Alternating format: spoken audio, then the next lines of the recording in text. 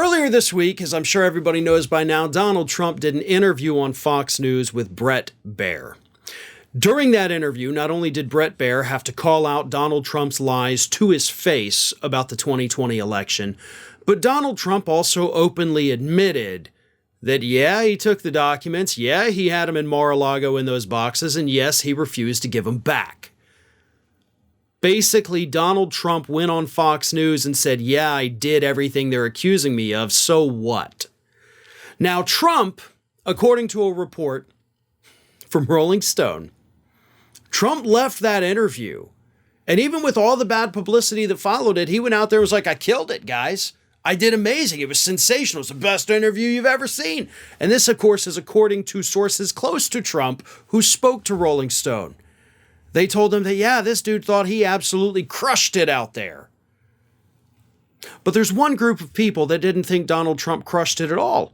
In fact, there's a group of people that, according to these sources, were practically wetting themselves because of how terrified they are of how bad that interview went. And that group of people, by the way, happens to be Donald Trump's legal team, who is not happy at all with his performance on Fox News. Let me read this. This is from Rolling Stone here, as reported by Raw Story. Where Trump saw buzz, people hoping to keep him out of legal jeopardy saw trouble. Several of the ex-president's current and former legal advisors watched on with exasperated sighs and in some cases terror, according to three people familiar with the matter.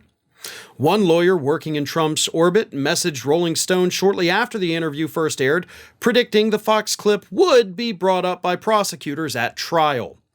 It was a disaster if you're his lawyer, says Ty Cobb, a former top Trump White House lawyer during a different special counsel probe. And they'll have more of those because they won't be able to keep him quiet. Trump gave the government an enormous gift, and they will be able to use what he said to assist them in proving the former president's intent as to virtually all the charges in the Mar-a-Lago indictment. You know, I've said it a million times. I'm going to keep saying it because I like saying it at this point. Donald Trump doesn't have to say anything. And in a lot of cases, not just, with his legal case, but throughout life, not just for him, but for everybody, sometimes the best thing to say is nothing.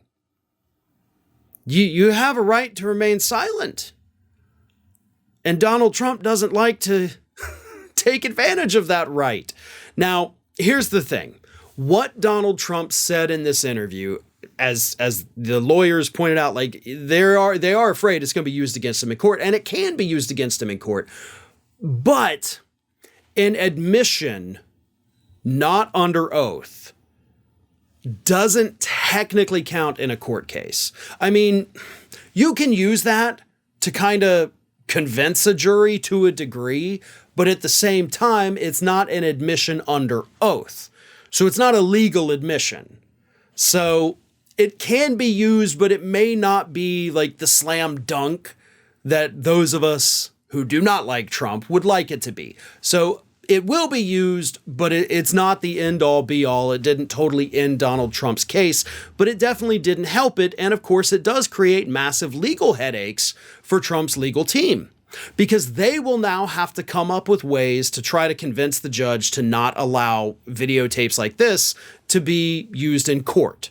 So if the other side tries to bring it up, they have to have their objection ready. They have to have the grounds for the objection. And then, of course, they still run the risk of the objection being overruled. So they've got a lot of legal homework to do. They have to come up with the legal rationale to not allow these Trump interviews to be played in court, because at this pace, that's going to be some pretty good evidence against Donald Trump, with him out there in the public saying, yes, I did it.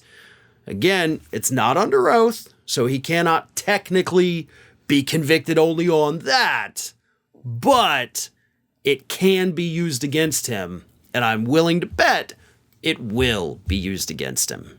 Hey everyone, this is Aspen, and did you know that for the low cost of $0 per day, you can subscribe to the Fair and Balanced YouTube channel?